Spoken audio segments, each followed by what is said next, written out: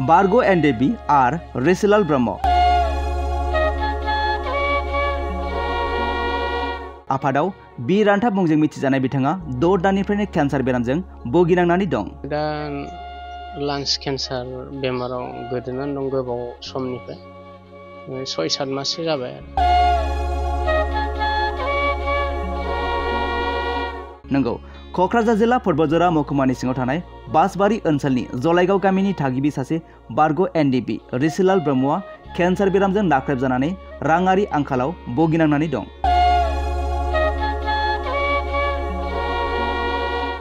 रिसिलाल ब्रह्मआ सानाय आरो आलौनायजों थाबायनो हायै मोनसे थासारियाव दं।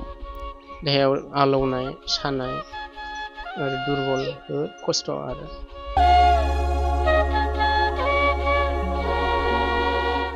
बिथाङा 6 दाननिबो बारा जाबाय बे बेरामजों भुगिनांनानै थानांनाया। बिथाङा दा गुवाहाटी बि बरुवा केन्सार हस्पिटालाव फाहामथाय लागासिनो दं। डक्टरा फोरमायनाय बायदिब्ला अपारेशन खालामनांगौ होननानै फोरमायो नखरनि सुबुंफोरजों लोगोसे रिसिलाल ब्रह्मआ दा अपारेशन खालामनो थाखाय गोबां रांनि आंखाल जानानै दं। बेनिखायनो बिटिआर सरकारजों लोगोसे रायजो राजाफोरखौ जा हायो अनसुंथाइ हरनो थाखाय खावलायदों बारग' एनडिएबि रिसिलाल ब्रह्मआ। गोसो गुदुं आरो अनफावरि सुबुंफोरा 392300288833 बे एकाउन्ट नाम्बाराव अनसुंथाइ हरनो हागोन। IFSC कड SPIN 0007416 आरो फन पे नाम्बार 6003840804। बे नम्बराव जा हायो सुबुं अनफावरि रायजो राजाफोरनिसिम आखाइ फोलावहरदों केन्सार बेरामजों भुगिनांनाय रिसिलाल ब्रह्मआ। आंनि मुङा ओरैनो रिसिलाल ब्रह्म, ओमफ्राय आफादाव रान्थाब बि रान्थाब। आङो दा लांस केन्सार बेमाराव गोदोनानै दं गोबाव समनिफ्राय 6-7 माससो जाबाय आरो। ओरैनोथ' रावबो फैयाखै, दासिम दिनैसिम रावबो नायफैयाखै। फैजानो लुबैयो जोंनि आफादनिफ्राय लिडारफोरखौ। डाक्टारनियाथ' दा अपारेशन नङाब्ला केम' होनायनि माबा मोनसे आरो। दा गुवाहाटी बि बरुवा हस्पिटालाव आंनि गामिनि मुङा बासबारि जलाइगाव। जानायाथ' 6-7 माससो जाबाय बेमार। देहायाव आलौनाय, सानाय आरो दुरबल खस्थ' आरो। न'खरावथ' दा आंनिया बिसि दं, गथ' उन्दै दं।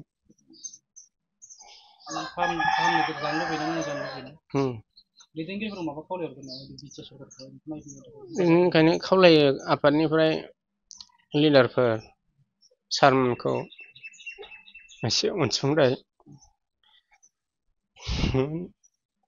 मोनोब्ला फाहामजानायखौ मोनोबा आंनि बिसि फिसा एसे गथ'खौ फेदेरलांनो हागोन। खावलायदों लिडारफोरखौ एसे अनसुंथाइ मोनोब्ला आंनि देहाया फाहामजानायखौ मोनोबा आंनि बिसि आंनि गथ'खौ फोरोंलांनो फेदेरलांनो हानाय बायदि अननानै आंखौ सहाय होदो सारमोनहा।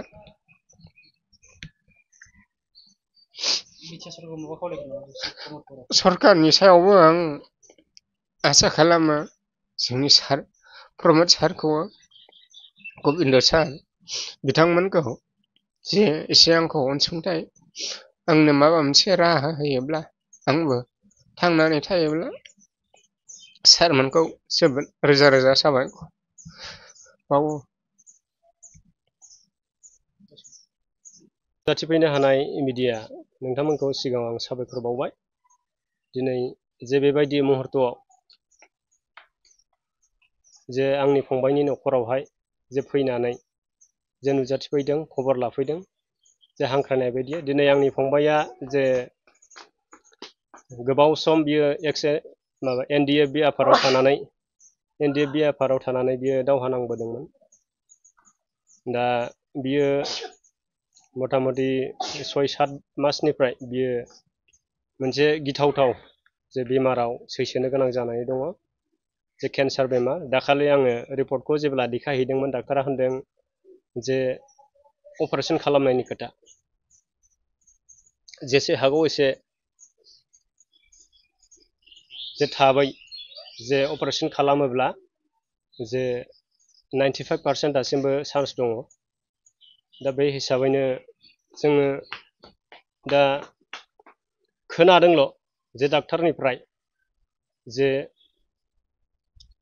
अपारेशन खालामोब्ला जे बासायजानायखौ मोनगोन बा बासिगोन आरो नाथायबा जोंहा दिनै जे फंबायनि अबस्थाया बेबायदि गैया बा जोंबो बेबायदि जे हेफाजाब होनो हानाय जोंनावबो क्षमता गैया। दा बेखौनो खावलायनो सानो जिहेतु बिथाङा फंबाया जोंना बे NDFB सानसे समावहाय दिनै सरखाराबो जोंहा BTC आव सरखाराबो दिनै NDFB-निनो बुंनो थाङोब्ला सरखार जा गासै दैदेनगिरिफोरखौ आं खावलायनो सानगोन बे नोंथांमोननि मिडियानि थ्रुयै जे गासै दैदेनगिरिफोरा जेन' अननानै जे फंबायनि जे बेमारनि थाखाय जे बेमारखौ जे ट्रिटमेन्ट खालामनांगौ बेखौ एसे अनसुंथाइ होनानै जाहाथे फंबायनि जे देहाखौ लोगोसे फंबायनि न'खरखौ जेनेबा माबा मोनसे जे थांनानै थानायनि जे राहा लामाखौ देखायनानै होयो बा खालामनानै बेबस्थाफोरखौ अपारेशन खालामनायनि बेबस्थाखौ खालामनानै होयो। बेखिनिखौ आङो नोंथांमोननि जे खौरां बिजोंनि गेजेरजों गासै दैदेनगिरि आरो गासै रायजो राजाफोरनिसिम फोसावहरनो सानो आरो दा बेबायदि एमाउन्टनि जेबो खोथा होनाखै जिखुनु डाक्टारा होनदों मोजां हस्पिटालाव लांनानै ट्रिटमेन्ट खालामोबा बा अपारेशन खालामोब्ला माने दा 95% चान्स दं होननानै बुंदों आरो दा बाथ्राया बेनो जे जोंहा जे बेबायदि बबेबा मोनसे हस्पिटालाव लांगोन बेबायदि जोंनियाव क्षमता गैया आरो दा बेनिखायनो जे खावलायनाया बेनो जे दैदेनगिरिफोरा बा सरखारनि बिथिंनिफ्राय जेन' हेफाजाबखौ हरो बा एसे एनै अनसुंथाइखौ हरो आं बेखिनिखौ खावलायदों आंनि फंबायनि जानानै आरो जलाइगाव होनो जोंनिखौ बासबारि जलाइगाव